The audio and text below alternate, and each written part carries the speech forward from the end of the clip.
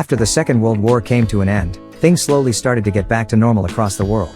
Although democracy had won against tyranny in the battle, racism, and laws of segregation against the African Americans were still as evident as before in the States. It was present in all sectors of society, including the organized baseball business. In spite of having immense talent and love for the game, no player with colored skin was allowed to play in the white major leagues until it was all going to change in 1947. Mr. Branch Rickey, one of the owners of the reputed Major League Baseball team, the Brooklyn Dodgers, is in search of an African American baseball player to join his team. After going through several portfolios of players playing in the Negro League at that time, he decides to pick Jackie Roosevelt Robinson for the role. Jackie is a rookie, playing for the Kansas City Monarchs in the Negro League. He is picked over other professionals by Mr. Rickey as he was a young, talented, and educated individual who had faced discrimination in the past but had bravely stood against it.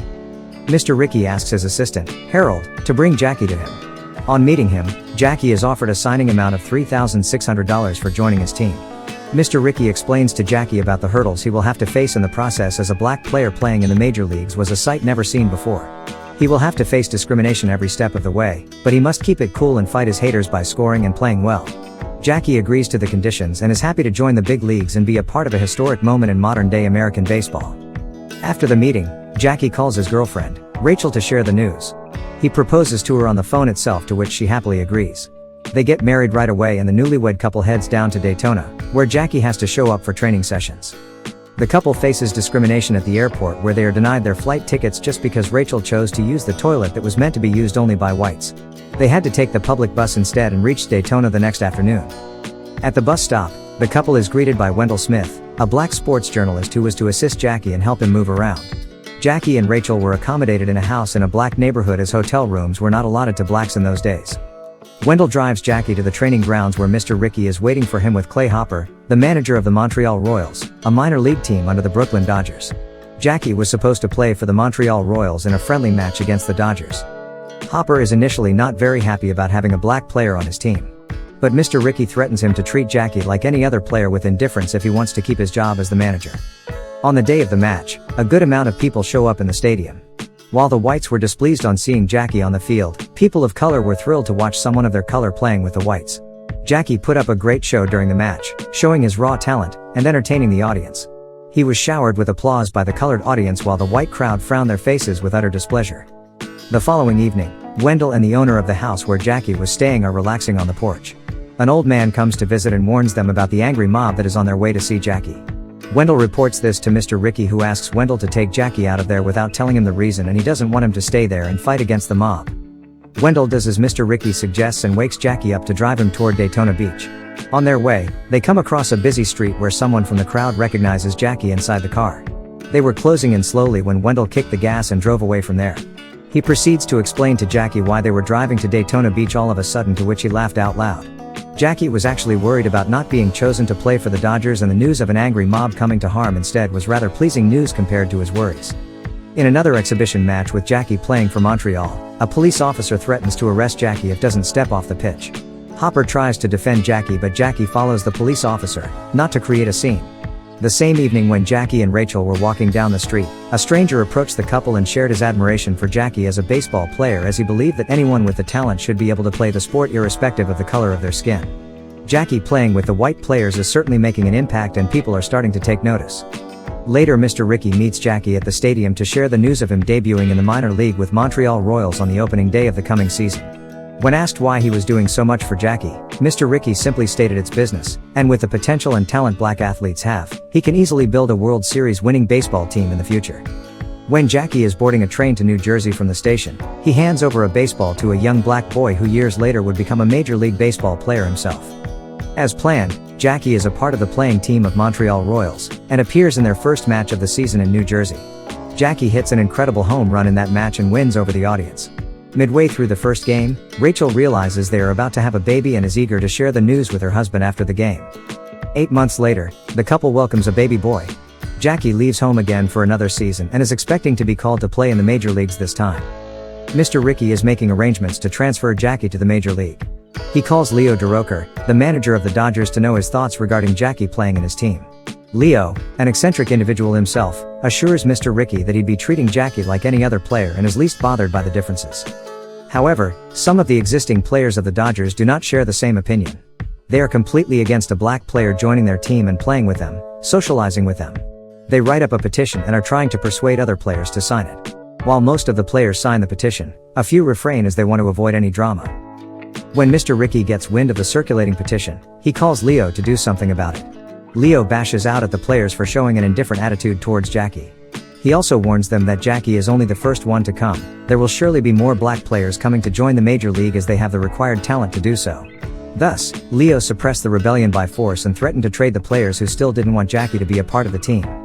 Everyone except a player named Bragan declines from the petition. Bragan goes to meet Mr. Ricky at his office. When he didn't give in after Mr. Ricky's persuading, Mr. Ricky asked him to continue playing for the team until he could trade him with another team. Jackie arrives in Brooklyn and is surprised to meet Wendell there, waiting for him outside the station. He is a bit bothered by the fact that Wendell has to be around Jackie all the time and assist him, although Jackie didn't like being assisted or helped all the time. To this, Wendell explains to Jackie how him playing baseball with the whites was revolutionary for others in the community. People look up to him with the hope of seeing an equal and righteous future. He gives his example too. Wendell wants to be an established sports journalist, but he is denied the chance to join the press associations and get a place in the press box just because he's black. That's the reason why he has a typewriter with him in the stands, documenting the game from the stands rather than from the press box accommodated for white journalists. It's a shirt sleeve afternoon. Whoa. Later that night, Jackie gets a call where he is asked to attend his official signing event to join the Brooklyn Dodgers.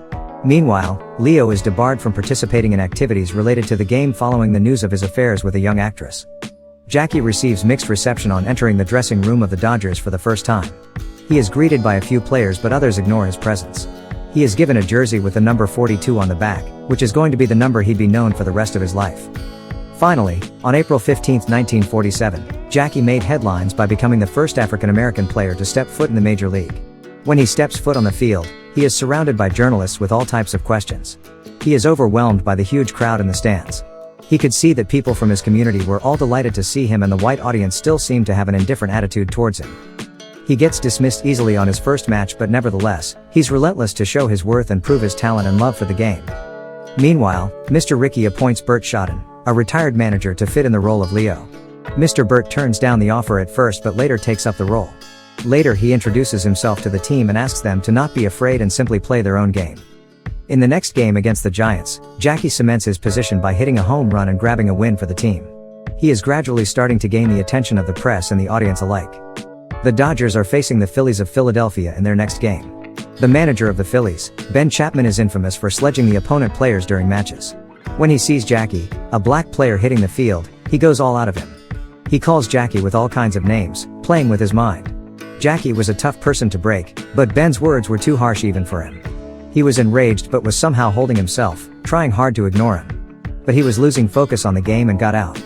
When Ben continues harassing him with words even after his dismissal, Jackie is almost about to burst. Still, he held on to his rage and took out his anger by hitting his baseball bat against the wall in the corridor, off the field. Mr. Ricky comes down to console Jackie. They have a heartfelt conversation where Mr. Ricky embraces him and tells him to win the game and silence the trash talker. He steps onto the field again with a fresh mind. Ben tries to harass him again with his words, but this time a teammate of Jackie, Stanky, stands up for him and confronts Ben. Jackie then proceeds to play brilliantly, proving that his talent speaks louder than Ben's harsh words. In the dugout, he thanks Stanky for standing up for him, to which Stanky simply remarks that he's his teammate and standing for each other is what teammates do. Mr. Ricky gets a call from the owner of the Phillies who asks him to not bring Jackie with the team for their next game against them. Mr. Ricky downright denies the request and puts down the phone. When the Dodgers reach Philadelphia, they are denied a stay in a hotel. While the manager is arguing with the hotel staff, a verbal fight starts between Jackie and another teammate, Clyde Sukeforth. He blames Jackie for the treatment they are facing in the hotel. Other teammates stop the fight by pulling them away. Harold brings in the news of Ben wanting to take a photograph with Jackie to resolve their feud in the last game. Ben was apparently facing a lot of criticism for his actions during their last game. Jackie agrees to it, but he wants the photograph to be taken on the field, in front of everyone, and not in the alleyway or dressing room as proposed by Ben. Jackie and Ben take a photograph together of them holding a baseball bat in front of the gathered audience and press. Jackie knew that Ben did this only to bypass the criticism and not because he felt guilty, but he didn't care much about it anyway. His perfect play has already proved his point. In a following match against Pittsburgh Pirates, Jackie is hit by the ball on the head by the pitcher Ostermuller. A full-on fight between the players of both teams starts out on the field as a result. While lying on the ground, Jackie realizes that the team has started to consider him as their own and is willing to fight for him too. Later, Pee Wee Reese, a player in the team, goes to meet Mr. Ricky. He has been receiving a few hate letters regarding Jackie being on their team. As the next game was to be played in Cincinnati, close to his home state of Kentucky, he feared the audience there would not like him playing with Jackie. To this, Mr. Ricky shows Pee Wee the drawers full of hate letters that he has been receiving over the months. He proceeds to explain to Pee Wee the importance of his initiative of giving Jackie, a black individual, a chance to play in the major league. Pee Wee personally shows no hesitation in playing with Jackie as he simply loves playing the game. Understanding Jackie's importance, he leaves the office with a clear mind. On the game day, in front of an audience that loves and appreciates Pee Wee, he runs up to Jackie, puts his arms around him, and tells him to not mind the biased audience as he considers Jackie as his teammate, and playing the game is what they are there for. This simple gesture from Pee Wee touches the audience, mostly the younger ones, teaching them to step above hate and racism. In the dressing room, Jackie always waits for others to shower first, not to make anyone feel uncomfortable. To this, Ralph Branca, a fellow teammate, tells him to join them as he was also a part of the team, in fact, the most valuable member at that moment. In the following match, Jackie gets spiked on the calf by an opposing player on the field, but he shows resilience and finishes the game, in spite of being injured. By this point, he realizes that although some people were still upset about him playing with the whites, most of the people accepted him with respect. He continues to put up brilliant performances on the field and earns the respect of all the audiences, irrespective of the differences. He becomes a household favorite, leading the Dodgers on a hot streak. With one more match left before they could grab the pennant and enter the World Series, they are facing the Pittsburgh Pirates on the field for one last time in the season. Jackie is holding the bat and standing opposite him is Ostermuller, the pitcher who had hit him on his head in a previous match. The tension in the air is heavy, but Jackie is at his prime confidence. He hits the ball pitched at him for a home run, fixing a spot in the World Series for his team. Jackie Roosevelt Robinson went on to become one of the greatest to play the game. The number 42 was retired from all teams across the league to pay respect to the legend. Jackie showed the unjust world that the love for a game overpowers hate and discrimination.